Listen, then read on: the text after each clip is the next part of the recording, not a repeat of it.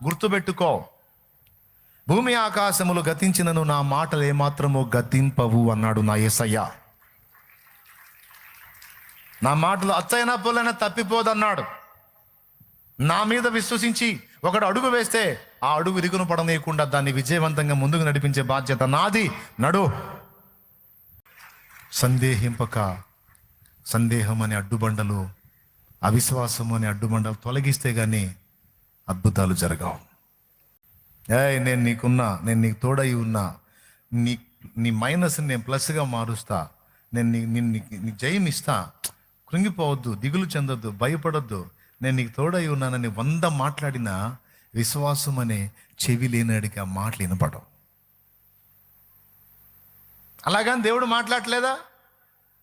దేవుని దగ్గర సమస్తము లేవా? దేవుని పాదాల దగ్గర ఏమండి, నీ సన్నిధిని సంపూర్ణ, నీ కుడి చేతిలో నిత్య సుఖములు, ఆయన పాదాల దగ్గర సమస్తము ఉంది. ఎక్కడుంది?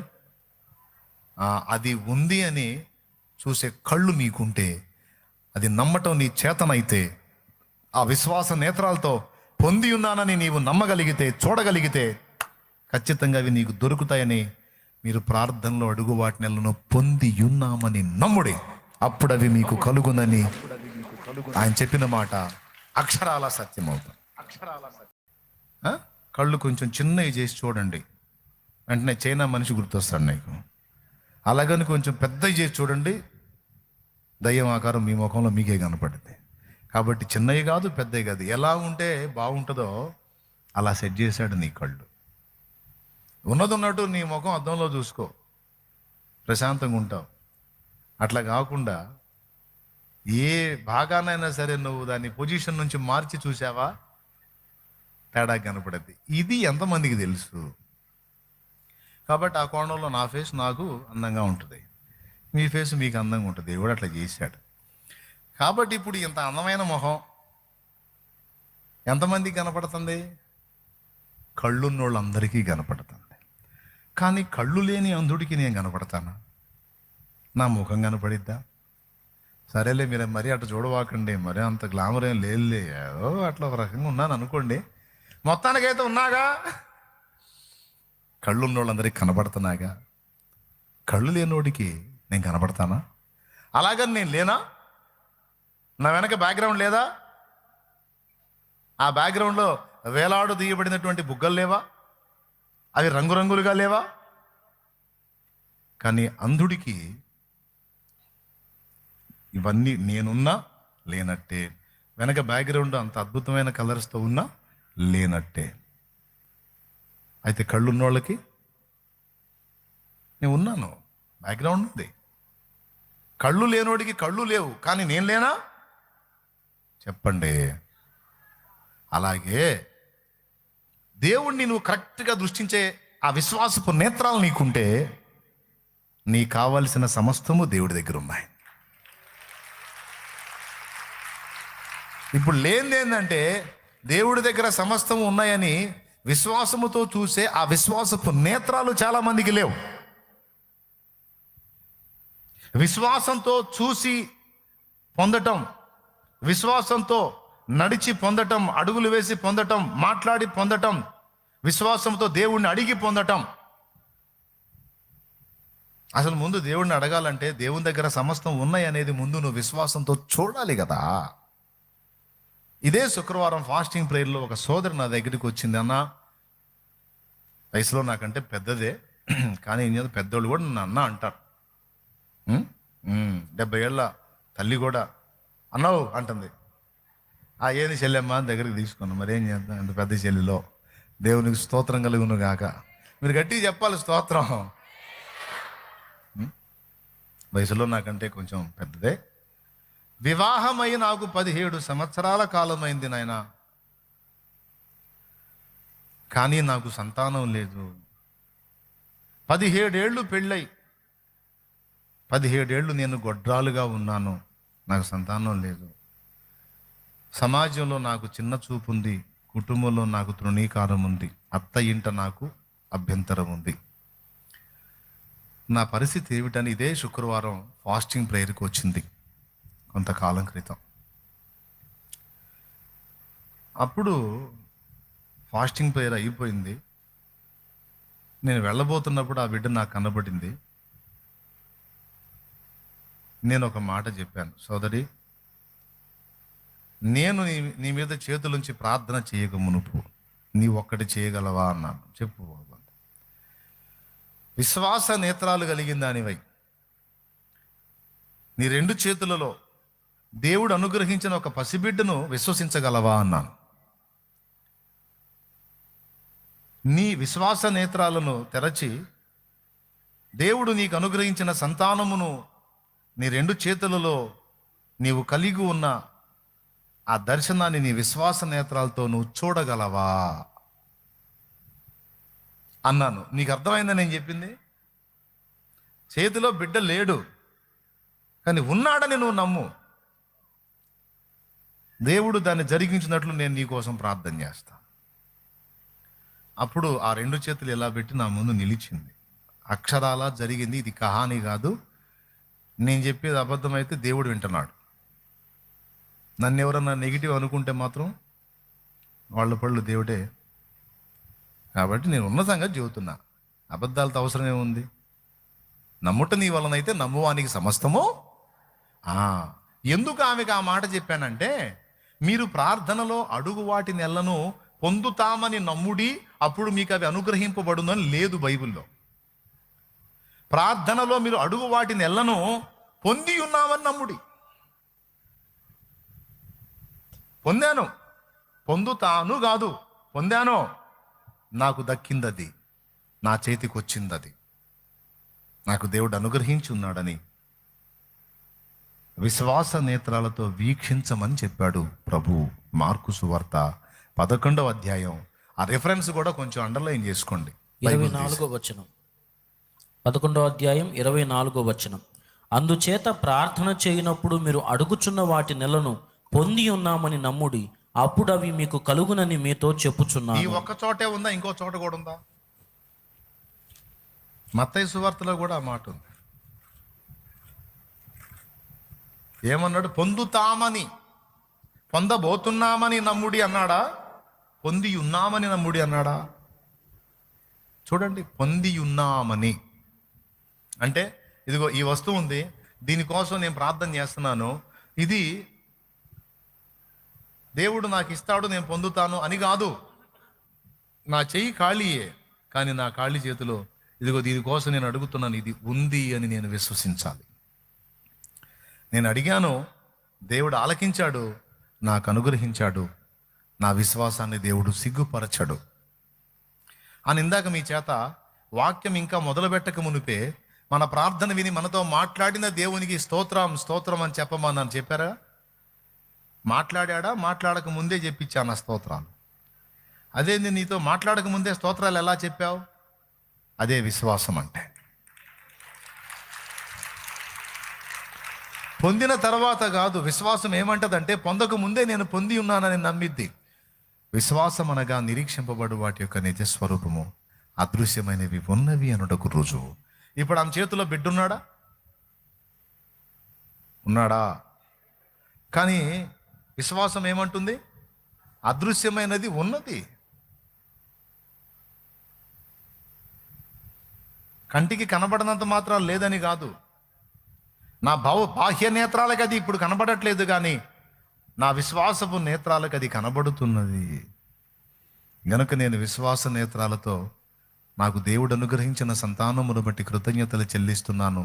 ప్రభువా, నాకు ఈ బిడ్డనిచ్చినందుకు ఈ స్తోత్రము స్తోత్రము స్తోత్రము స్తోత్రమని ఆ బిడ్డ విశ్వాస నేత్రాలతో వీక్షించటం. ప్రభువా, ఈ బిడ్డ ఏమి నమ్ముతున్నదో ఆ నమ్మిక చొప్పున ఈ బిడ్డకి కలుగునుగాక అని ఆ బిడ్డను బ్లెస్ చేశాను, దీవించడం జరిగింది ప్రభునామంలో. ఓ సేవకుడిగా ఈమె నమ్మిక చొప్పుననే ఈమెకు జరుగునుగాక తండ్రి, సహాయం చేయి అని నేను కూడా చేయి ఉంచాను. ఆమె ఏం చేసింది? విశ్వాస నేత్రాలతో దృష్టించింది. నేను పెళ్ళయి 17 ఏళ్ల తర్వాత శుక్రవారపు ప్రార్థనలోనే జరిగింది. ఆశ్చర్యం ఏంటంటే, దేవుని మహాకృప, మళ్ళా సంవత్సరం తిరిగేసరికి ఆమె చేతిలో బిడ్డున్నారు. మొదట పాప, తర్వాత బాబు పుట్టినట్టున్నారు. 2 పిల్లల్ని దేవుడు ఇచ్చాడు. 17 ఏళ్ళు డాక్టర్లు ఫైనల్ చేశారు, దాదాపు కష్టమమ్మ, సంతానం లేదు అని. 17 ఏళ్ల తర్వాత 2 పిల్లల్ని కన్నా తల్లిగా తల్లి ఉంది. ఆమె విషయంలో స్పష్టంగా నేను ఒక ప్రయోగాత్మకంగా ఈ పని చేశాను. నేను విశ్వాసముతో నీవు చూచినది ఆయన చేయుటకు శక్తిగల దేవుడు. శాంతినగర్లో పాకలో నేను ప్రార్థన చేస్తున్నప్పుడు ఒక అసెంబ్లీ స్పీకర్ ఉండేది, చిన్నది బ్లూ స్పీకర్ ఒకటి. మోకాళ్ళుని ప్రార్థించినప్పుడల్లా నాకు ఏ స్పీకర్ కావాలో కంపెనీ పేరు చెప్పేవాడిని దేవుడికి, అంటే క్లియర్గా చెప్పేవాడిని. మోకాళ్ళుని అహుజా స్పీకర్ నాకు కావాలి, నాకు 250 యాంప్లిఫైర్ కావాలి, నాకు ఫలానా కంపెనీ మైక్ కావాలి అని పర్టికులర్గా అవి మెన్షన్ చేసి మోకాళ్ళు వేసి, ఇవి నాకు ఇచ్చినందుకు స్తోత్రం స్తోత్రం స్తోత్రం స్తోత్రం స్తోత్రం అని ప్రార్థన చేసేవాడిని, విశ్వాసంతో చూసేవాడిని. ఆశ్చర్యంగా ఏ 3 నేను అడిగానో ఆ 3 అక్షరాలు అవే నా చేతికి వచ్చినాయి. మళ్ళీ వేరే కంపెనీ రాలా.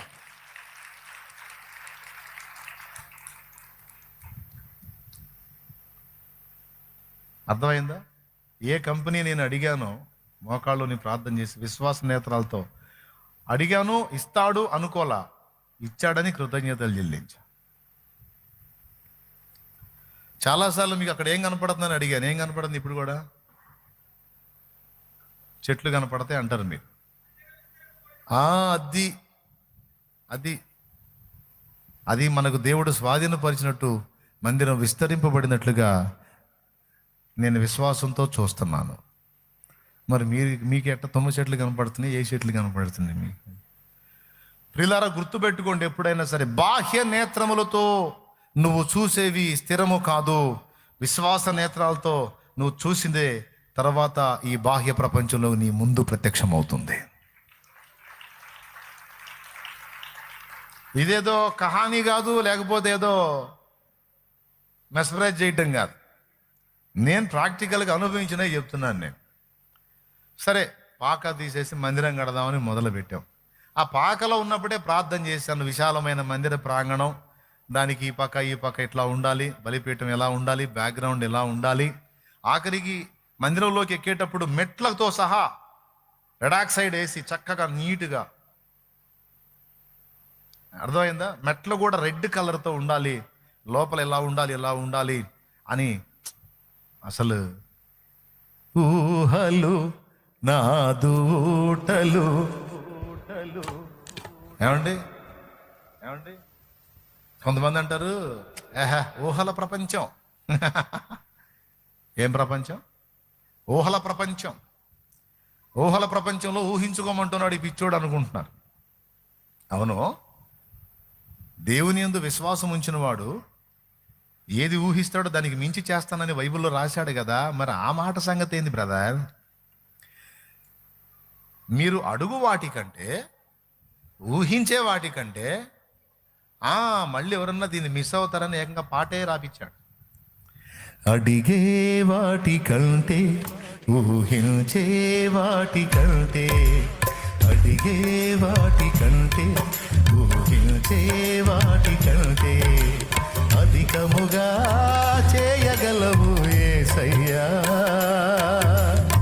నాకు చాలిన దేవుడవు నీవేనయ్యా. ఒకటి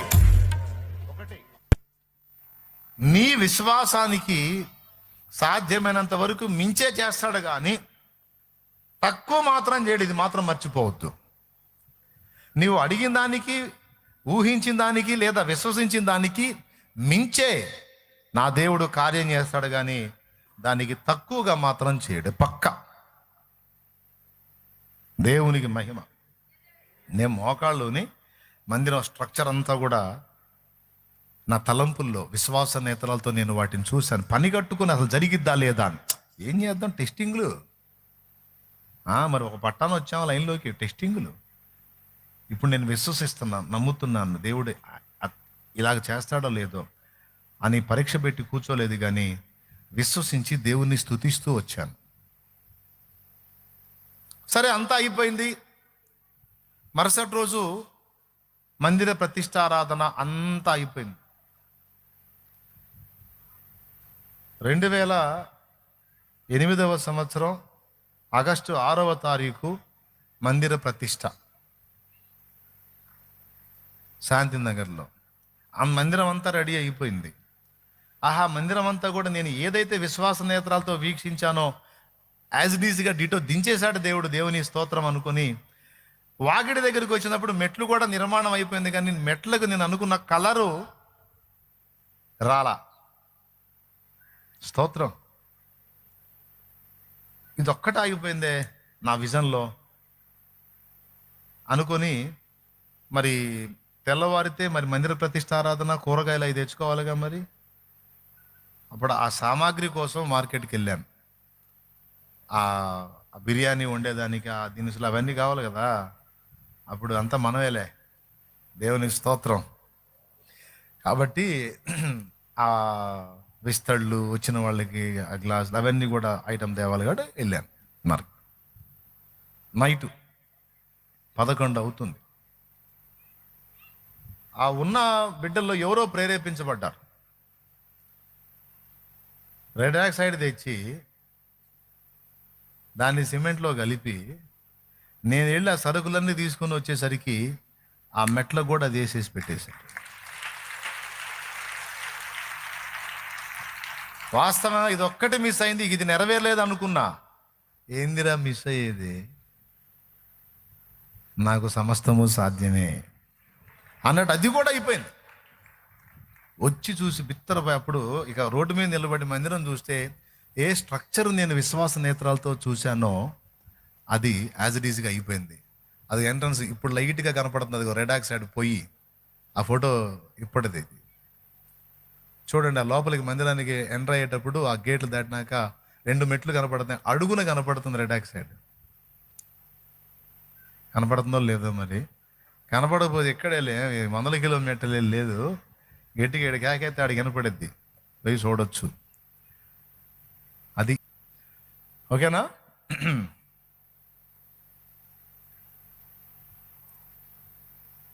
సరే, చాలా సంతోషం నాయన.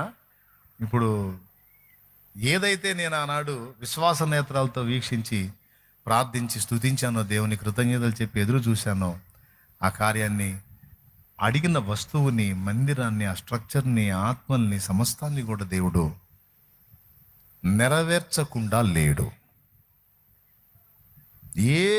ఏది మిస్ అవ్వాల. ఒకటి మిస్ అయింది.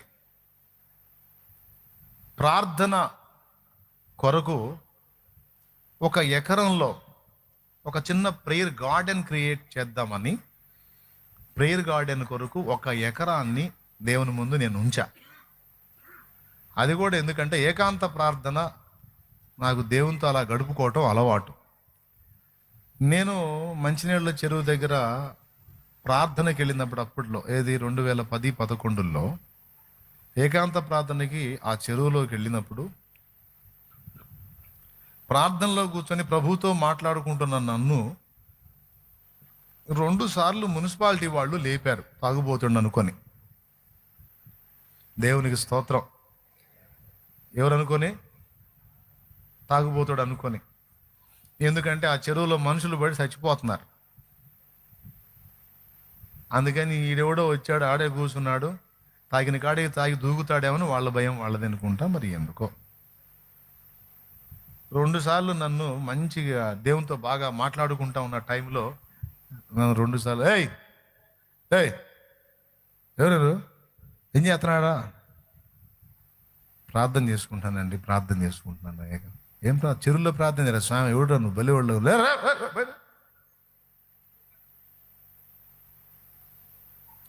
మళ్ళీ మున్సిపాలిటీ అధికారులు మరి ఏం చేయాలా? మళ్ళీ బైబిల్ తీసుకొని మళ్ళీ చేతిలో పెట్టుకొని మళ్ళీ కట్ట మీదకి వచ్చి అక్కడ మోకాళ్ళు వేసేవాడు. చెరువులో ప్రార్థన ఏంది? ఆడ తయారవుతారా స్వామి? బలి వాళ్ళు తయారవుతారు మా పెండానికి అనుకుంటూ పోయేవాళ్ళు. 2 రౌండ్లు వేసారు అట్ట. అప్పుడు బాధ కలిగింది. మనం ఎప్పుడు ఏది ఆలోచించినా మన ఒక్కళ్ళకి ఆలోచించాంగా, మనందరికి ఆలోచిస్తాంగా. కాబట్టి నా బిడ్డలు ఎవరైనా నిన్ను వెతకాలనుకుంటే, నీతో ఏకాంతంగా గడపాలనుకుంటే, నాకు నా బిడ్డలకి సౌకర్యవంతంగా 1 ఎకరం ఇచ్చేయి, ఈ పక్క ఇచ్చేయి. చక్కగా దాన్ని ప్రేయర్ గార్డెన్లా క్రియేషన్ చేసి మంచిగా చెట్లు వేసేసి, ప్రార్థన చేసుకోవడానికి కొన్ని గదులు ఏర్పాటు చేసి, చక్కగా నా బిడ్డలు కూడా ప్రార్థన చేసుకోవడానికి ఏకాంతంగా ఒక రమ్యమైన చోటుగా క్రియేట్ చేస్తా ప్రభా, సాయం చేయమని విశ్వాస నేత్రాలతో చూశాను, ప్రార్థన చేశాను, కానీ జరగల. అప్పుడు దేవుని ప్రశ్నించాను, నేను విశ్వాస నేత్రాలతో విశ్వసించి చూసిన ప్రతిదీ కూడా నువ్వు నెరవేర్చావు, కానీ దీన్ని ఎందుకు నెరవేర్చలేదు అంటే, అప్పుడు దేవుడిచ్చిన సమాధానం ఏంటంటే, ఏమి లేదు, మౌనం. అప్పుడు మళ్ళీ డౌట్ వచ్చింది, ఆహా, అంటే విశ్వాస నేత్రాలతో మనం చూసేవన్నీ జరగకపోవచ్చు, కొన్ని జరుగుతాయి, కొన్ని జరగవు అనే డౌట్ వచ్చింది. డౌట్ వచ్చినాక మళ్ళీ దేవుడిచ్చిన బంపర్ స్ట్రోక్ చూసి మైండ్ పోయింది. మళ్ళీ ఏంటో తెలుసా, ఒకవేళ 1 ఎకరమే ఇచ్చినట్టయితే అది ఎవరికి సరిపోయేది కాదు. దేవుడు ఎందుకు ఆపాడు అని నేను అడిగింది 1 ఎకరం. అంటే అంతకు మించి దేవుడు ప్రార్థనా తోటకి ఆయన ప్రణాళికలో ఎంత ఉందో అంత ఇవ్వాలని ఆయన ఫిక్స్ అయ్యాడు. అయితే నేను అడిగింది ఆ రేంజ్కి రీచ్ అవ్వాల. నేను అడిగింది చాలా కొంచెం అడిగాను, దేవుడు చాలా విస్తారమైన దాన్ని రెడీ చేశాడు.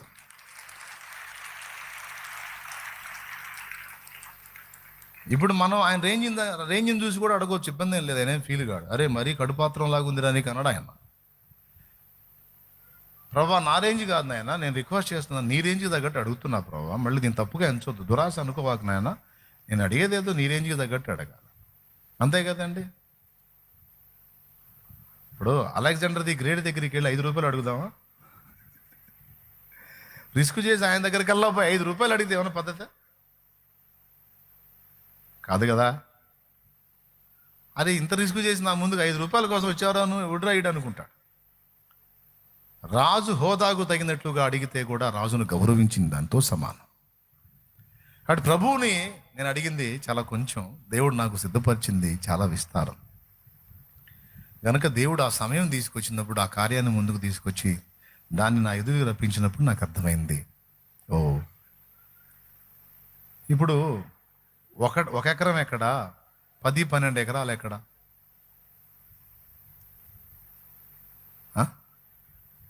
ప్రార్థనా తోట, పరిశుద్ధులు వెళ్ళి దేవునితో గడుపుకోవటానికి, కుటుంబాలతో సహా వెళ్ళి చక్కగా దేవునితో గడుపుకోవటానికి, అవసరమైతే 2-3 దినాలు అక్కడే ఉండి దేవునితో గడుపుకోవటానికి ఒక అనువైనటువంటి ప్రార్థనా స్థలం ఎక్కడన్నా నాకు దొరికిద్దేమో అని ఆంధ్ర తెలంగాణలో నేను వెతికాను. అప్పట్లో ఎక్కడ నాకు కనబడలేదు. మందిరం ఉండనే ఉంది, మందిరం ప్రార్థనా స్థలమే. నా మందిరం సమస్తమైన అన్ని జనులకు ప్రార్థనా మందిరం అనబడును. ఓకే, ప్రార్థన చేసుకోవచ్చు మందిరంలో. కానీ ఏకాంతపు అనుభవాన్ని సాధన చేసే వాళ్ళకి కాస్త అరణ్యపు అనుభవంలో వెళ్ళి ఏ ఇబ్బంది లేకుండా ఒక 3 days ఫాస్టింగ్ పెట్టుకొని 3 దినాలు ఉపవాసంలో దేవుడి సన్నిధిలో అలా గడపడానికి అనువుగా, గుంపుగా వెళ్ళినా సింగిల్గా వెళ్ళినా ఇబ్బంది లేకుండా కంఫర్ట్గా ఎంతమంది వెళ్ళి ప్రార్థనలో గడపడానికి కూడా వీలుగా అక్కడ విస్తారమైనటువంటి దాన్ని దేవుడు కేటాయించాడు. ఎప్పుడైనా నా ప్రార్థనకు జవాబు రాలేదు అంటే, నేను ఒక్కటి అడిగితే దానికి 11 రెట్లు కలిపి 11 అంటే ఒకటి నేను అడిగితే దానికి మళ్ళీ ఇంకొక 1 జోడించి ఆ 1ని 11, 12 చేయటానికి, అంటే 11 రెట్లు ఎక్కువైన దాన్ని నాకు ఇవ్వడానికి దేవుడు నేను అడిగిన దాన్ని ఇవ్వలేదు. అది ప్రేయర్ గార్డెన్ ఓపెనింగ్.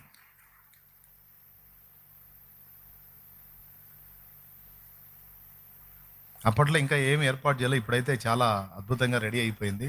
చెట్లు అన్నీ రమ్యంగా తయారైపోయింది ఇప్పుడైతే. ఓకేనా? నేను సత్యం చెప్తున్నా, నేను అబద్ధ మాటలు చెప్పట్లేదు. నేను చెప్పినవన్నీ మీకు కనపడుతున్నాయి అక్కడ. ఇప్పుడు ఇది ఇచ్చారనుకో, చుట్టూ ఇళ్ళే. ఇక్కడ మనం ఎలుగెత్తి మొరపెట్టడానికి ఉంటుందా? ఫ్రీగా ప్రార్థన చేసుకోవడానికి ఉంటుందా? కుదరదు కదా. అక్కడ పక్షుల కిలకిలా రావాలి తప్ప ఇంకా ఏ విధమైన సౌండ్ ఉండదు. ప్రశాంతంగా వాక్యం ధ్యానించుకోవచ్చు, ఒక బుక్స్ చదువుకోవచ్చు, ఎలుగెత్తి మొరపెట్టుకోవచ్చు. అక్కడ మొరపెట్టినా ఏడ్చినా మొత్తుకున్నా ఎవడెవడాడు, ఎందుకంటే అది ప్రార్థనా స్థలం. అచ్చంగా దానికోసమే డిజైన్ చేయబడింది, దానికోసమే కేటాయించబడింది. నువ్వు దేవుణ్ణి, నేను దేవుణ్ణి, మనం దేవునితో ఐక్యత చెందడానికి, కలుసుకోవడానికి ఏర్పాటు చేయబడి అచ్చంగా పర్పస్ అది కనుక అక్కడ నువ్వు ప్రార్థనలో గడిపితే నిన్ను ఎవ్వడు అడ్డగించాడు. ఇప్పుడు చెప్పండి, నమ్మటం చేత కావాలి. నా సమస్యలన్నిటికీ దేవుని దగ్గర సమాధానం ఉంది. ఆ ఉన్నదాన్ని దేవుని దగ్గర ఉందని మనం ఆయన పాదాల దగ్గర ఆ సంగతులను మనం విశ్వాస నేత్రాలతో గుర్తించగలిగితే తప్పనిసరిగా న్యాయంగా క్రమముగా మనం దేవుని ఎదుట అడిగిన ప్రతి దానికి కూడా, విశ్వసించిన ప్రతి దానికి కూడా న్యాయమైన, సహేతుకమైన, సమంజసమైన, యుక్తమైన ప్రతి దానికి కూడా ఖచ్చితంగా దేవుని దగ్గర జవాబు ఉండి తీరుతుంది. ఎన్ని నిరూపణలు చెప్పాలి ఇప్పుడు నేను? ఇట్లాంటి ఇన్ని చెబుతా. అంటే ఒక విషయాన్ని మీకు చేరవేయటానికి 3 నిరూపణలు చూపించాను. ప్రార్థనా తోట ఒకటి, హౌజా స్పీకర్ అని, మందిరం అని. ఎందుకంటే పాయింట్ బలమైంది, అది బాగా మైండ్కి ఎక్కాలి. అందుకని 1కి 3 కోట్ చేశాను అనమాట. అది విషయం. దేవునికి స్తోత్రం కలుగును గాక. పెద్దగా చెప్పండి, ఎందుకంటే చిన్న విషయం కాదు. ఈరోజు చాలామంది విశ్వాసులు అన్న పేరే కానీ తలకాయ నిండా తట్టెడు అనుమానాలు. కళ్ళుండి చూస్తున్నారే తప్ప మనోనేత్రాలు ముయ్యబడి కొంతమంది ఉన్నారు, సరిగా తెరవబడక సగం గుడ్డోళ్ళ కొంతమంది ఉన్నారు, అసలు మొత్తంగా గుడ్డోళ్ళలాగా. పైకేం బాగానే ఉన్నాయి కళ్ళు, కానీ విశ్వాస నేత్రాలు పూర్తిగా ముయ్యబడిన స్థితిలో కొంతమంది ఉన్నారు. ఓ పాట పాడతాను, మంచి పాట ఒకటి చెప్పండి.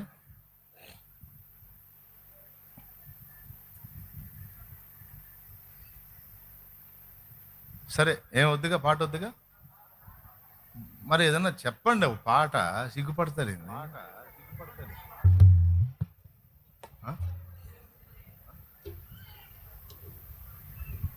సరేలే, పాట వద్దులే, రాగం పాడతాను. మనుషుల మనసులలో ఏ చోటు లేకున్నా మంచిదైన నీ మదిలో నాకు చోటునిచ్చావు. పలుకరించు వారెవరు నాదరికి రాకున్నా నన్ను పలుకరించగా పరితపిస్తూ ఉంటావు. కంటి పాపలా నన్ను కాపాడుకుంటావు. కంటి పాపలా నన్ను కాపాడుకుంటావు. చంటి పాపలా నన్ను చంకనెత్తుకుంటావు. చంటి పాపలా నన్ను చంకనెత్తుకుంటావు. ఓకేనా? సరే, ఓకేనా? మీరు పాడండి, పల్లవి పాడండి. ఊహించ ఈ జీవితం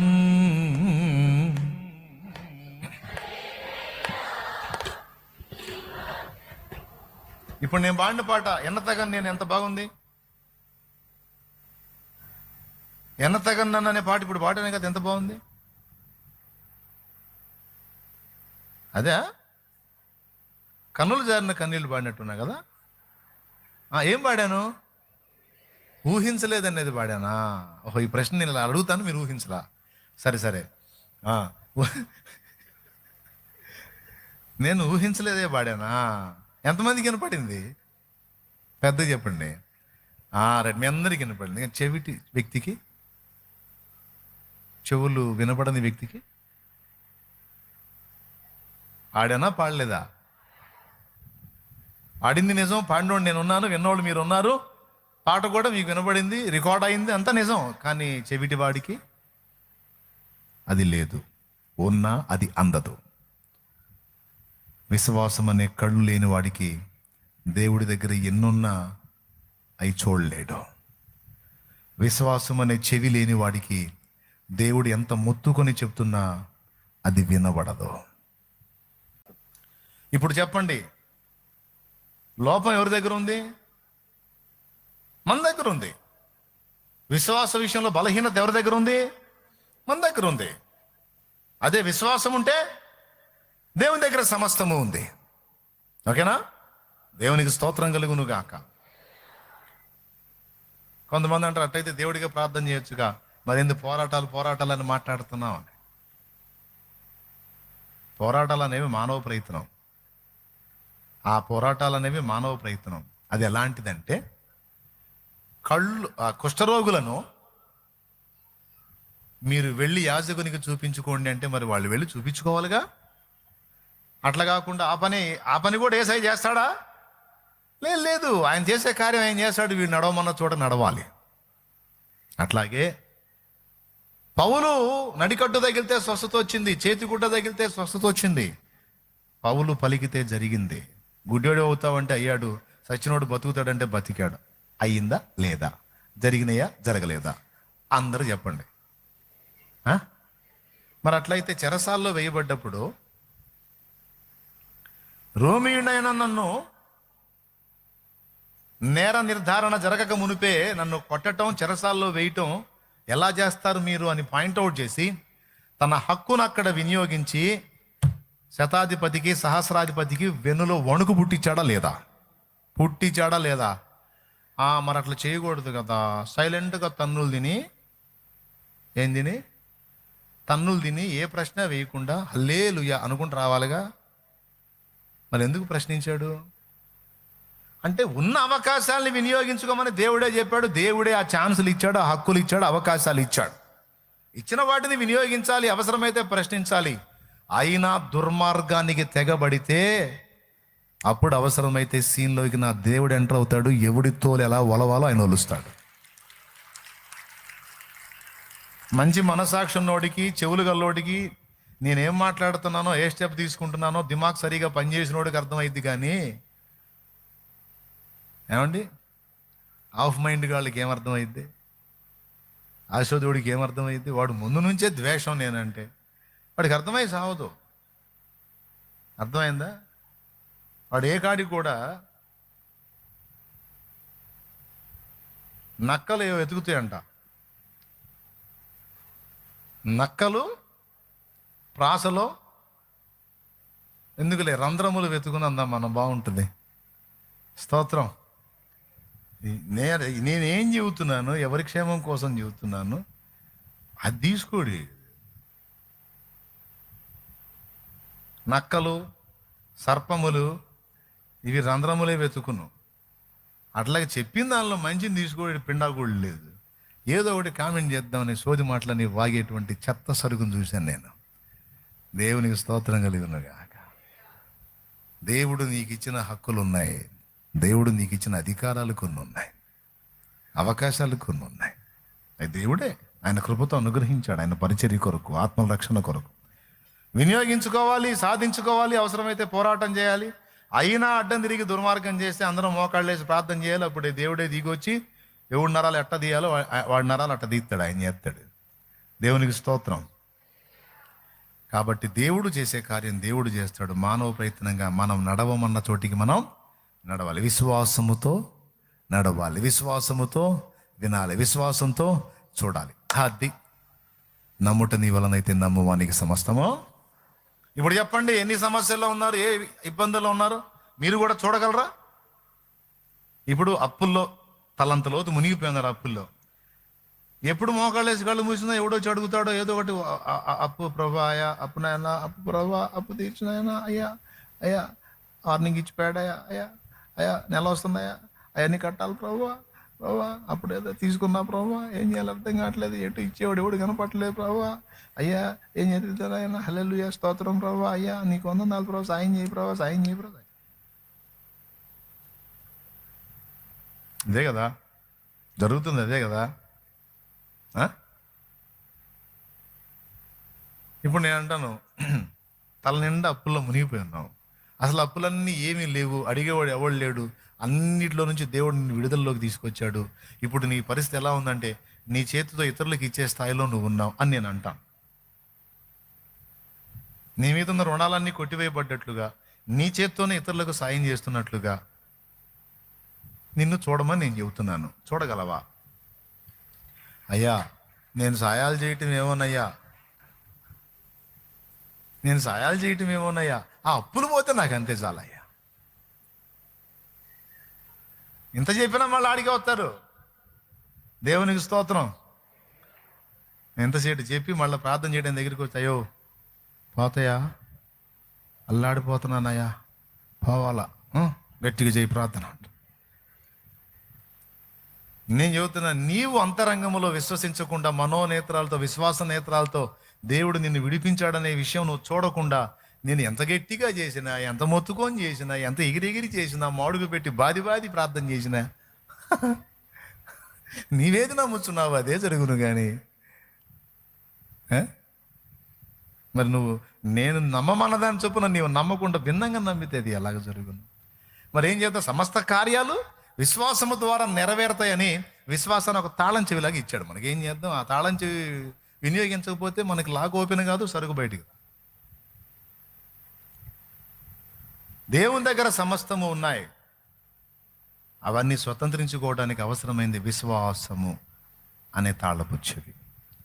దాన్ని నువ్వు సరిగ్గా వినియోగించగలిగితే ఏం చేద్దాం? మన ఫస్ట్ నుంచి ఒక దురలవాడు చెప్పిన, ఏ కాడికి దరిద్రాన్ని, ఇబ్బందుల్ని, సమస్యల్ని, శోధనల్ని, ఈ పనికి పూనుకున్నావు, ఏదో ఒకటి జరిగిద్ది, ఏదో ఒకటి జరిగిద్ది, ఏదో ఒకటి జరిగిద్ది, ఏదో ఒకటి అయ్యిద్ది, ఇట్లాంటి చండాలపు విషయాలే మనం నమ్మటానికి అలవాటు పడ్డాం తప్ప సమస్యల నుంచి విడుదల వచ్చింది, మేలు జరిగిద్ది, మంచి జరిగిద్ది, గొప్ప కార్యం జరగబోతుంది, దేవుడు ఆశ్చర్యక్రియ చేయబోతున్నాడు, చీకటిని వెలుగుగా మార్చబోతున్నాడు, నా లైఫ్కి ఒక శుభం కార్డు వేస్తాడు, మొత్తానికి ఏదో పూనుకున్నాడు, దేవుడు కార్యం జరిగిద్ది, నా బిడ్డల్ని బ్లెస్ చేస్తాడు, మా పరిస్థితి ఇలా ఉండదు, ఈ అద్దె కొంపల్లో నా జీవితం ఇలానే కొనసాగుతుంది, నాకంటూ ఓన్ హౌస్ ఇస్తాడు, నేను కూడా కొంతమందికి ఆశ్రయం ఇచ్చే స్థాయికి నన్ను తెస్తాడు, నేను కూడా 10 మందికి అంత సాయం చేసేటట్టు నా దేవుడు నన్ను చేస్తాడు, నన్ను నిలబెడతాడు, నాకు ఆ విశ్వాసం ఉంది, నేను ఆ కార్యం కొరకు ఎదురు చూస్తున్నాను, ఖచ్చితంగా త్వరలోనే దేవుడు దాన్ని జరిగిస్తున్నాడు, దేవునికి స్తోత్రం అని రూఢిగా నమ్మటం ఎంతమందికి తెలుసు?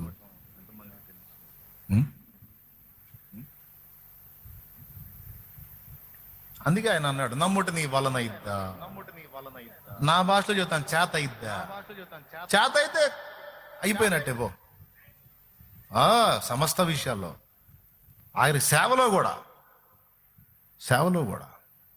విశ్వాసమే ఆధారము. ఓకేనా? సియోనుకే నా ఓడ పయనం ఆగదు ఏ చోట, సియోనుకే నా ఓడ పయనం ఆగదు ఏ చోట, విశ్వాసముతోనే ఆరంభించితిని ఈ యాత్రను, విశ్వాసముతోనే ఆరంభించి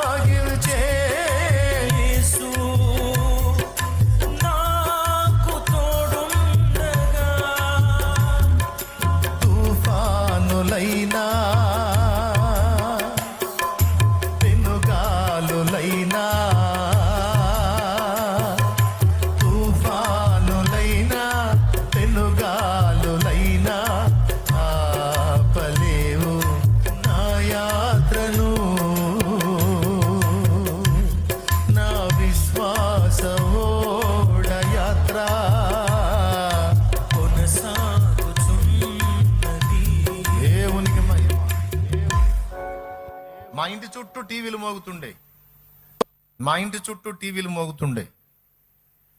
తెచ్చిపెట్టుకోగలం మేము కూడా ఒక టీవీ. అప్పుడే కొత్తగా నమ్ముకున్నాం. ఫ్రెష్ విశ్వాసం, ఫ్రెష్ భక్తి, ఫ్రెష్ లవ్ యేసయ్యతో.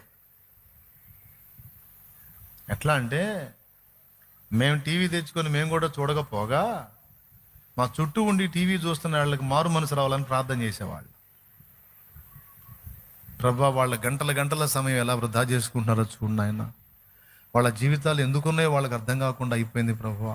ఒక పక్క జీవితాలు ఛిద్రమైపోతూ, చితికిపోతూ, బ్రతుకులు పాడైపోతూ, కుటుంబాలు విచ్ఛిన్నమైపోతున్న స్థితిలో కూడా వాళ్ళు అలాగ సినిమాల్లో వాళ్ళు మత్తులైపోయి ఉన్నారు ప్రభా. నేత్రాశ పాపంలో మునిగిపోతున్నారు ప్రభా.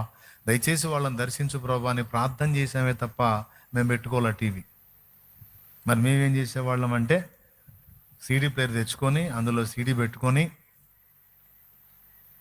ఏమండి, కమ్మగా యేసయ్య పాటలు వింటా ఉన్నాం. ఇంకదే మాకు పొరపాటును కూడా ఇంటికి పోయినా కూడా టీవీ చూడం. టీవీ అటుంటే ఇటు తిరిగి కూర్చో. అదేదో పాపమని కాదు, ఏదో వ్యభిచారం, దొంగతనం లాంటిదని కాదు. ఒకటి చూడటానికి అలవాటు పడితే ఆటోమేటిక్గా లాగేసిద్ది అది. అందుకని మేము దాన్ని జాగ్రత్త పడ్డాం. సైతాన్ గడి తలకాయని చూడొద్దు. దాన్ని చూస్తే మనం ఆకర్షింపబడతాం, మళ్ళీ డైవర్ట్ అవుతాం. భక్తిగా ఉందాం, మనం ఆత్మీయంగా ఉందామని అంటే రూల్ పాస్ చేయట్లా మీకు. మేము ఆ ఫస్ట్ లవ్లో, ఆ మొదటి భక్తిలో టైంను ఆ విధంగా మనం ఎందుకు ఆ టీవీ ముందు కూర్చుంటే మన అప్పులు తీరతాయా? తీరతాయా? అబ్బాయి తీరతాయా? ఆ 2 గంటలేదో, ఆ 3 గంటలేదో రండి కూర్చొని ప్రార్థన చేద్దాం. కాసేపు స్తుతులు పాడుకుందాం, కమ్మగా 4 పాటలు పాడుకుందాం, నలుగురం కలిసి ప్రార్థన చేద్దాం. దరిద్రం వదిలిపోయిద్ది, దేవుడు కార్యం జరిగిద్ది, దేవుని మహిమ దిగి వచ్చిద్ది, ఆ రోగాలు తగ్గిపోతాయి, అప్పులు తీరిపోతాయి, సమస్యలు పోతాయి. ఉన్నాడు కదా సహాయకుడు. మనం మోకాళ్ళను ప్రార్థన చేసి ఏ కార్యం నెరవేర్చేవాడు. బాధలన్నీ ఆడే పెట్టుకొని, అప్పులు తిప్పలన్నీ ఏడే పెట్టుకొని, సమస్యలన్నీ ఏడే పెట్టుకొని మనం ఎంత చూసుకుంటా కూర్చుంటే ఏంది అది పద్ధతి అన్నది? బాగుపడింది లేదు, సచ్చింది లేదు. కుటుంబంలో పరిస్థితులు మారింది లేదు, సచ్చింది లేదు. ఎవరికి వాళ్ళకి సెల్ ఫోను, ఏ గదిలో వాళ్ళు ఆ గదిలో కూర్చొని ఎక్కడో అనుకుంటా కూర్చుంటూ ఉంటారు. ఏం చేయాలి వెళ్ళే? ఏం చేయాలి? నువ్వేమైనా విడుదల పొందావా? బాగుపడ్డావా? ఏం చేసావని? ఏమి సాధించావని? మన సోదరు చెప్పింది, పట్టుదలగా గదిలో పోయి ప్రార్థన చేసింది. పాప రోజు ప్రార్థన చేసుకుంది. 1 కోటి రూపాయలకి కూడా అడగని స్థలం, అడగని నివాసం, 1 కోటి రూపాయలు కూడా దక్కని పరిస్థితి. అది అది అది బ్యాంక్ వాళ్ళు లేకపోతే అప్పు ఇచ్చిన వాళ్ళు స్వాధీనం చేసుకునగా ఇంకొక 40-50 లక్షలు అప్పు మిగిలే పరిస్థితి. కలిసి పట్టుదలగా ప్రార్థన చేసుకుంది. మిగిలిన వాళ్ళతో నాకెందుకని గదిలో పోయింది, మొరపెట్టుకుంది, మొత్తుకుంది. అయ్యా, నాకే దరిద్రం వద్దు ప్రభా, నా బిడ్డలు నేను అన్యాయం కాకుండా దయచేసి దాన్ని మాకు నిలబెట్టినానని మొత్తుకుంది. వాళ్ళ కుటుంబం తల్లిదండ్రులు కలిసి ప్రార్థన చేసుకున్నారు. వాళ్ళు ఎంత గోజాడుకున్నారు ఏమండి? 40 లక్షల అప్పు మిగలాల్సింది 1 కోటి అప్పు పోగా 1 కోటి రూపాయలు చేతికి వచ్చేటట్టు దేవుడు చేశాడు. నేను ఆదివారం సాక్ష్యం చెప్పాను. దేవుడు ఎందుకు చేయడు సార్? దేవుడు ఎందుకు చేయడు? చేయకపోతే మరి వాళ్ళు అబద్ధాలు చెబుతున్నారా? నేనేమో డబ్బులు ఇచ్చి చెబుతున్నాను. ఏంది అంత అవసరం నాకేం లేదుగా. మేము డబ్బులు ఇచ్చాను నీకు? నేను ఇచ్చానా? మరి ఎందుకు చెప్పా? దేవుడు చేశాడు కనుక చెప్పావు. ప్రార్థనకు జవాబే కదా. గోజాడుకున్నావుగా, ఏడ్చుకున్నావుగా, అవమానంతో ఫీల్ అయ్యావుగా, ఇంక లేదు అవకాశం అనుకున్నావు. మొరపెట్టుకున్నావు, గదిలోకి వెళ్ళి దేవునికి గోజాడుకున్నావు, ఉపవాసాల నుండి మొత్తుకున్నావుగా. చేసావా లేదా? అదిగో నాకు తెలుసు, ఆమె ప్రార్థన చేసింది. దేవుడు కార్యం చేశాడు. చూడండి ఎంత కార్యమో.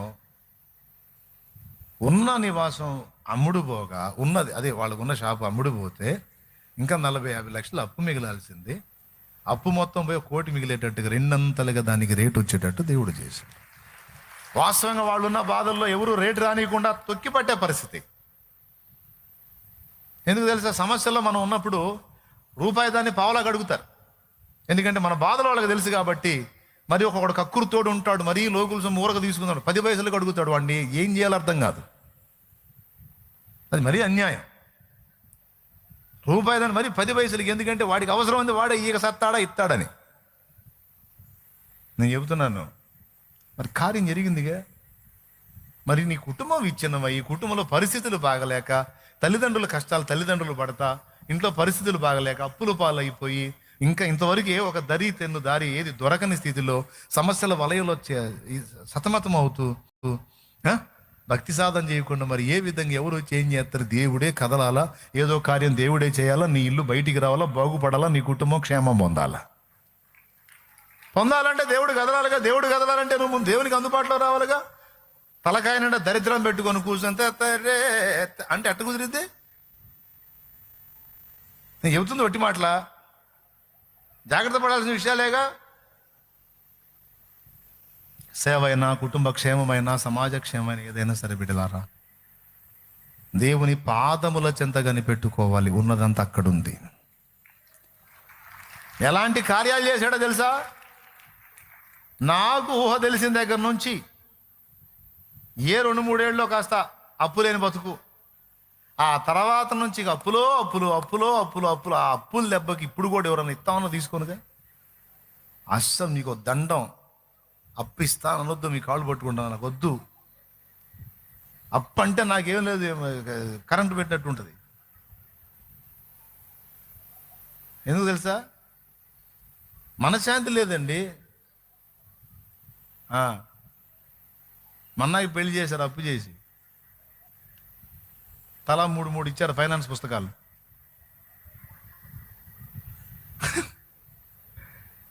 అర్థమైందా? ఫైనాన్స్ రోజు వస్తారు కదా, సాయంత్రాన్ని కట్టాల. డబ్బులు కట్టించిన పుస్తకంలో రాసిపోతారు అనమాట. అవి పుస్తకాలు భలే అందంగా ఉంటాయి, చిన్న చిన్న చిట్టి పుస్తకాలు భలే ఉంటాయి. పుస్తకాలు చూస్తే బాగుంటాయి కానీ కట్టాల్సిన అప్పులు చూస్తేనే భయం పుట్టేది. చివరికి నా పెళ్లి సమయంకి వచ్చే అబ్బాయి నీకు కూడా అప్పు చేసేసావా అన్నారు. మీ పెళ్ళికి మీ అప్పుకో దండం. నాకు అసలు అప్పు లేని పెళ్ళి అయితే చేయండి, లేకపోతే వద్దన్నాను. ఎందుకంటే చేసుకున్న కాడ నుంచి ఇచ్చిన వాళ్ళందరూ కనపడతారు. దేవునికి స్తోత్రం. ఈ బ్రతుకొక నరకం, చేసుకున్న మనశ్శాంతి ఉంటుంది. వద్దు నాకు. మరి 10 మంది కాస్త మెచ్చుకునేటట్టు గ్రాండ్ ఏం అవసరం వచ్చి తినిపోతారు కానీ ఎవడు నాకేం సాయం చేయడు. ఫైనాన్స్ పుస్తకాలు వాడేం కట్టడు. ఎవడు నన్ను మెచ్చుకోవాల్సిన అవసరం లేదు. స్తోత్రం. హల్లెలూయా. ఎచ్చులెచ్చులు పడి నేను వాళ్ళందరికీ ఫుల్గా పెట్టి ఎంత చేసినా జయలలిత ఎలాగైతే చేయలేను, చేసుకోలేను. స్తోత్రం. ఆ కార్డు కూడా బంగారు కార్డు కొట్టించిందంట. కార్డు కాల్చినా సరే 5,000 డబ్బులు వస్తాయంట. అప్పట్లోలే. ఇప్పుడు ట్రై చేశారు. కాబట్టి ఎచ్చులు ఎందుకు, అప్పులు ఎందుకు? ఉన్నంతలో. ఇప్పుడు నేను గ్రాండ్గా చేసుకుంటే నాకు ఒరిగేది ఏంది, తక్కువగా చేసుకుంటే నాకు భార్య కావాలి. స్తోత్రం. భార్య దొరికిన వానికి మేలు దొరికను అన్న సంగతి కూడా అప్పుడు నాకు తెలియదు. శుభ్రంగా గుడికి పోయాం. ఆ వచ్చిన చుట్టాలకి ఫుడ్ కూడా అత్తగారు వాళ్ళే తెచ్చారు.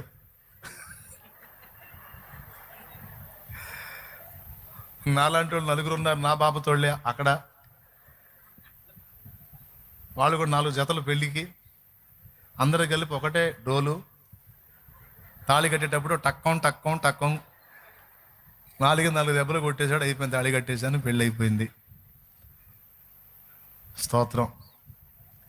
ముందు మనశ్శాంతిగా ఉంది, అప్పు లేదు. లేకపోతే వీళ్ళు అప్పు చేసి పెళ్లి చేసి కదిలితే నీ పెళ్ళికేగా నీ పెళ్ళికేగా నీ పెళ్ళికే కానీ ఒకసారి పెళ్లి రోజు చేస్తారు వాళ్ళు.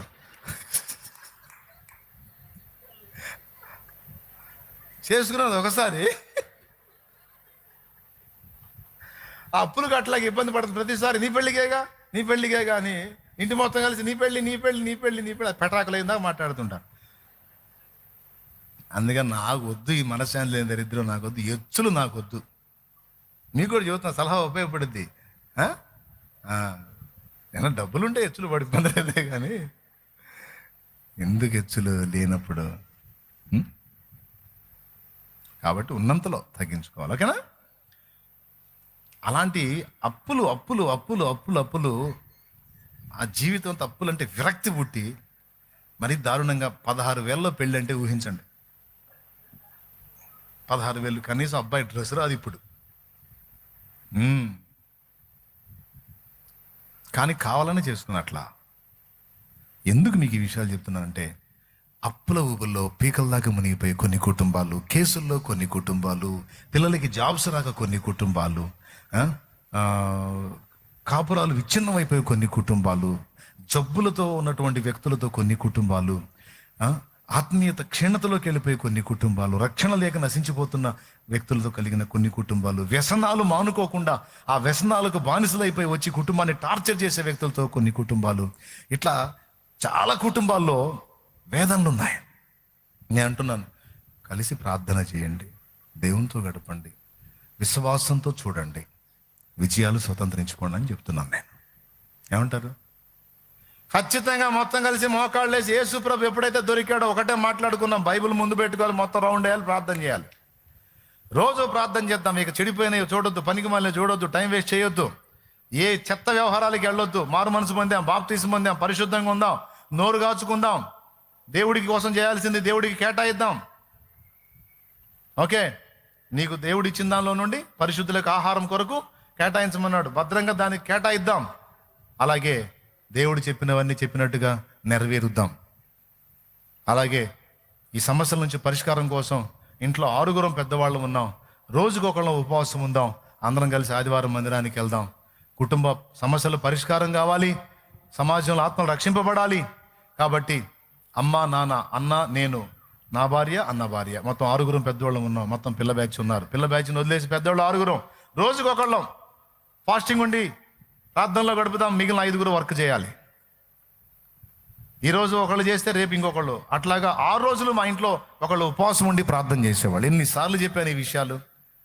ఇవి విన్నప్పుడు బాగానే ఉంటుంది, ఎట్లనే చేయాలి అనిపిస్తుంది, కసి కలిగిద్ది. అవునా? కూటమి అయిపోగానే రాతి నేలను పడ్డ విత్తనంలాగా, దారి పక్కన పడ్డ విత్తనంలాగా వారు వినుట మట్టుకు విందురు కానీ గ్రహింపనే గ్రహింపరు అన్నట్టుగా అయిపోతున్నాయి చాలా మంది జీవితాలు. ఏమండి, నువ్వు కుష్ఠరోగుల మ్యాటర్ ఎత్తుకొని అసలు నువ్వు ఏం మొదలు పెట్టావు, ఏం చెబుతున్నారా నేను అసలు? దేవుని స్తోత్రం. అంటే నేను ఏం చెప్పట్లేదు, వేరేదేం చెప్పట్లేదే. కుష్ఠరోగులు ఏం చేశారంటే, సమస్య తీరిన తరువాత బోలా, సమస్య అలా ఉండగానే మీరు పోయి కనపరుచుకోండి అంటే ప్రభు మాట చొప్పున నడవటం మొదలు పెట్టారు.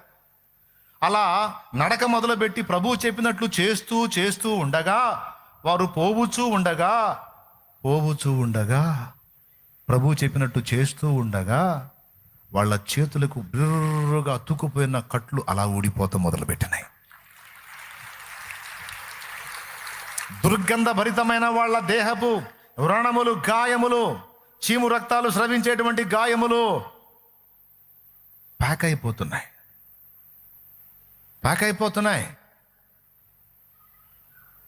ఎవరికి వాళ్ళ కట్లు లూజ్ అయిపోతున్నాయి. ఇలా బెండ్ అయిపోయిన వేళ్ళు ఇప్పుడు ఓపెన్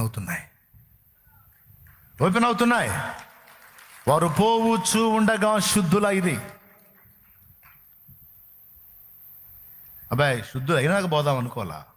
ప్రభు చెప్పాడు, చెప్పింది చెప్పినట్టు చేస్తాం, ముందుకెళ్దాం, నాయన చూసుకుంటాడు. అది కదా విశ్వాసం. నాయన చెప్పాడంటే అయిపోయింది, అంతే.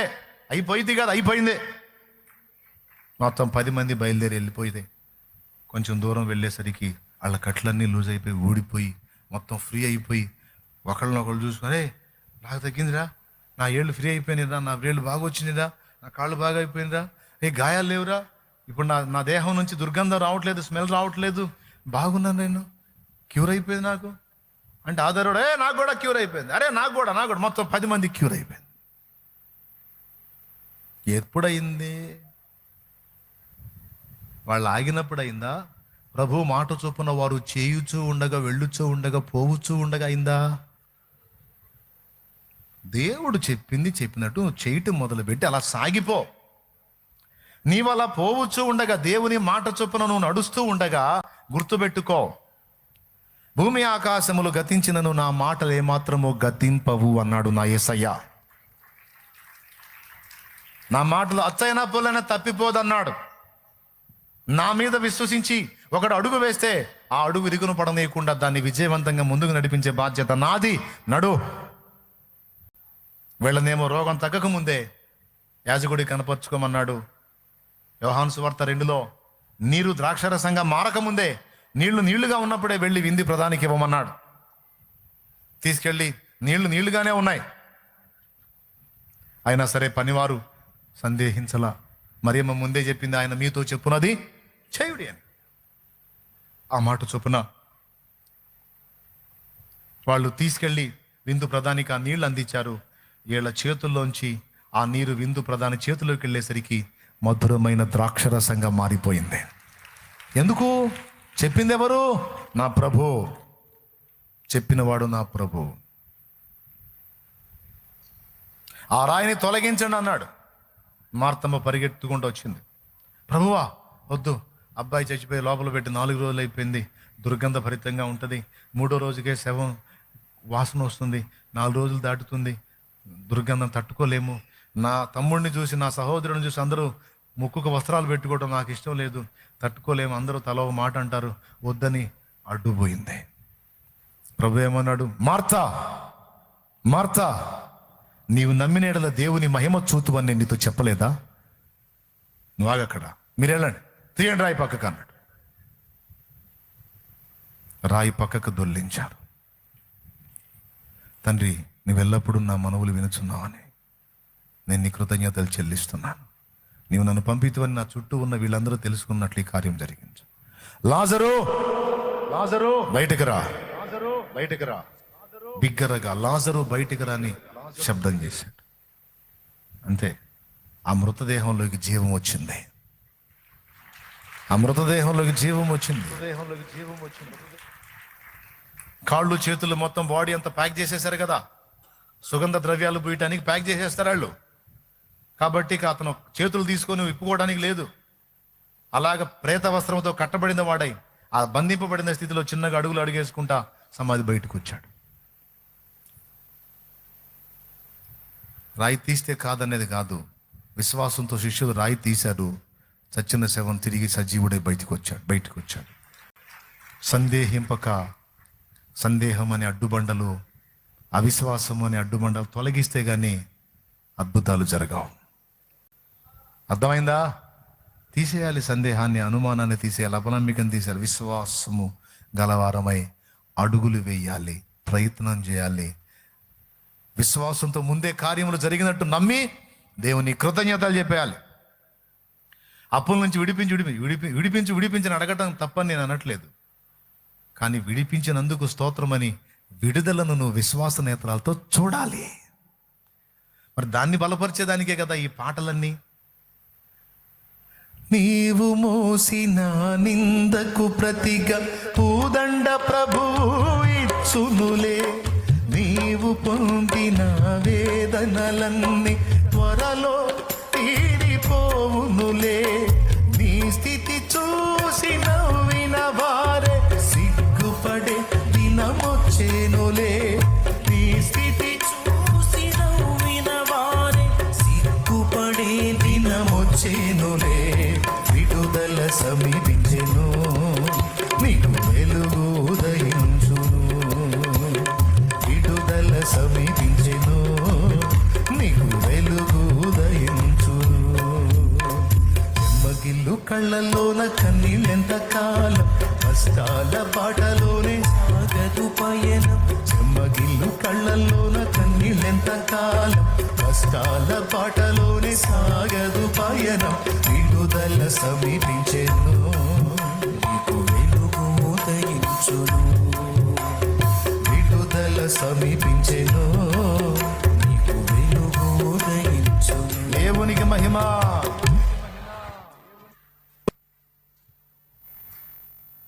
నీ విశ్వాసం బలపరచబడాలి, నీ నిరీక్షణ విస్తరించాలి. అదే పాట, అదే మాట నువ్వు అనుకుంటూ దేవుని యందు విశ్వాసంతో ఆయన వైపు చూస్తూ గొప్ప గొప్ప కార్యాలు దేవుని దగ్గర పొందుకోవాలన్న ఆశతో అవన్నీ పరిశుద్ధాత్మ ప్రేరణలో మీకు అందించడం జరిగింది. ఎంతకాలం బలహీనమైన విశ్వాసం, ఎంతకాలం విశ్వాసమందు బలవంతులు కారా?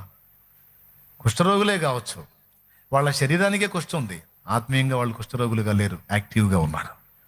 కొంతమంది బయటికి కుష్ఠ లేదు, ఆత్మీయతలో కుష్ఠలో ఉన్నారు. దయచేసి శుద్ధులు కండి. వాళ్ళు వెళ్ళుచూ ఉండగా స్వస్థత వచ్చింది. తీరా యాజకుడి దగ్గరికి పోయేసరికి ఏమీ లేదు. ఆ 9 మంది యూదులు గనుక అక్కడికి వెళ్ళిపోయారు యాజకుడి దగ్గరికి. ఇతడు సమరయుడు గనుక యాజకుడితో నాకు నిమిత్తం లేదు, నా ప్రధాన యాజకుడివి నువ్వే ప్రభు అని పరిగెత్తుకుంటూ వచ్చి ప్రభు పాదాల దగ్గర పడ్డాడు. ప్రభు పాదాల దగ్గర పడి కృతజ్ఞతాస్తుతులు చెల్లించి దేవుని మయంపరుస్తున్నాడు. ప్రియులారా, సాధించండి విశ్వాస విజయాలు, సాధించి చూపించండి మిగిలిన వాళ్ళకి. ఏవేవో లాజిక్కులు చెప్పకండి. పసిబిడ్డ లాంటి విశ్వాసాన్ని వ్యక్తం చేయటం నేర్చుకుందాం. అప్పుడెప్పుడో కార్యాలు చేయటం కాదు, ఇప్పుడు కూడా చేయగలడు దేవుడు. ఈరోజు కూడా నీ హృదయంలో ఏ కోశాన కూడా సందేహం రానియొద్దు. నువ్వు దైవజనుడివా, సేవ చేస్తున్నావా, ఎప్పుడు కూడా దేవుని ఎదుట చిన్న చిన్న వాటిని ఎదురు చూడొద్దు. దేవుని కొరకు గొప్ప కార్యాలు సాధించి, దేవుని కొరకు గొప్ప వాటిని ఎదురు చూసి, గొప్ప వాటిని విశ్వసించి, గొప్ప వాటిని స్వతంత్రించుకోవడానికి సిద్ధం చేసుకుని మనస్సుని. ఈరోజు ఇలా ఉన్నావు, ఆటేకాలం అలా కొనసాగదు. దేవుడు ఆ పరిస్థితులను మారుస్తాడు, నిన్ను కూడా బలపరిచి వాడుకుంటాడు. ఆత్మల రక్షణే ధ్యేయంగా నువ్వు ముందుకు వచ్చావు, ప్రార్థన చేస్తున్నావు, ఉపవసిస్తున్నావు, మొత్తుకుంటున్నావు కదా, ఆ ప్రార్థనలు ఆయన త్రోసేస్తాడా? దేవుడు నన్ను వాడుకుంటాడు, దేవుడు నన్ను బలపరుస్తాడు, నన్ను బాగు చేస్తాడు. నా ప్రయాస ప్రభువునందు వ్యర్థం కాదు, ఖచ్చితంగా సఫలమవుతుందనే విశ్వాసం కలిగిన వారమే దైవ సేవకు పరిగెత్తుదాం ముందుకి. అనేక ప్రాంతాలని ప్రభావితం చేసే ఒక యోధుడుగా నా తండ్రి నిన్ను నిలబెడతాడు కాదు, నిలబెట్టాడు అంతే. ఆమెన్. నిలబెట్టాడు, అలా చేశాడు అంతే. స్తోత్రం. అదే మైండ్ ఉండాలి. ఇప్పుడు చెప్పండి, బాగుపడ్డాక పోయారా? వారు విశ్వాసంతో అడుగులు వేస్తూ ఉండగా బాగుపడ్డారా? నీళ్లు ద్రాక్షరసం అయినాక తీసుకొని పోయారా? యోహాను సువార్త 2లో వారు వెళ్ళుచూ ఉండగా నీరు ద్రాక్షరసం అయిందా? ముందు బతికించు, తర్వాత రాయి తీద్దాం, లోపల లేచినోడు కేకలేస్తాడులే అన్నారా శిష్యులు? ప్రభువా, నువ్వు అంతసేపు బతికితే బతికినోడు కేకలేస్తాడులేవా, ఆ బతికి కేకలెత్తే తీద్దాం రాయి అన్నారా? మార్తమ్మ వచ్చి అడ్డుపడితే ఏసయ్య గద్దించాడు. ఏసయ్య మార్తమ్మను గద్దించడం శిష్యులు చూశారు, అందుకే మారు మాట్లాడకుండా పోయి రాయి తీశారు. స్తోత్రం కలుగును గాక. లేకపోతే మనకు కూడా కోటింగ్ ఉంటుంది అనుకున్నారా? ఏమో, నేను రెడీగా ఉంటాడుగా, విశ్వాసం లేదు మూర్ఖతరం మారలారా అని. ప్రియులారా, అయిపోయింది, ఇంక మీ మైండ్ తినలే. నీవు కార్యము చేయుచూ ఉండగా, ప్రభువు చెప్పిన మాట చొప్పున అడుగులు వేస్తూ ఉండగా, విశ్వాసముతో నువ్వు చూస్తూ ఉండగా, నా తండ్రి నువ్వు ఊహ కూడా ఊహించని కార్యాలు, తలంపులో కూడా అనుకోనని కార్యాలు, కని విని ఎరగని మహాద్భుతములు నీ ఇంట, నీ కుటుంబాన, నీ వ్యక్తిగతాన, నీ సేవ ఎందో, నీ పరిచర్య ఎందో నా తండ్రి తప్పకుండా చేస్తాడు. షరతులు వర్తిస్తాయి.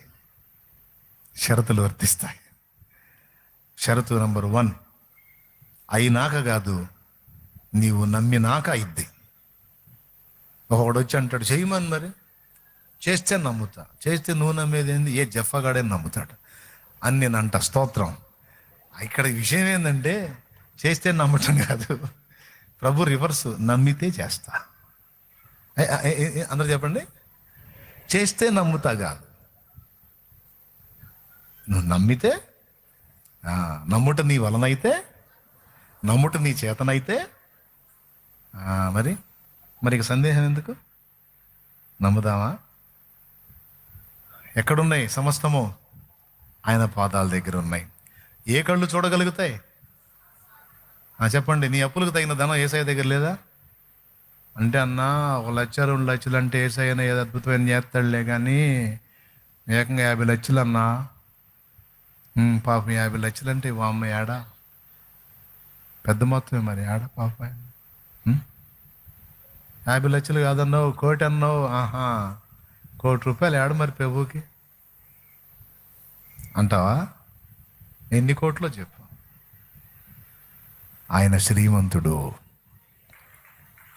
ప్రభువుని ఎలా చూస్తున్నాను?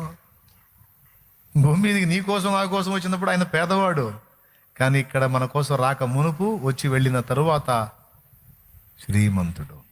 పాడతావు కానీ నమ్మవు. ఆ? ఎప్పుడు నమ్ముతావో ఎప్పుడు బాగుపడతావో నాకు అర్థం కావట్లా. పాట మాత్రం ఇప్పుడు నేను పాట ఎత్తాను అనుకో, ఎగిరి పాడతా.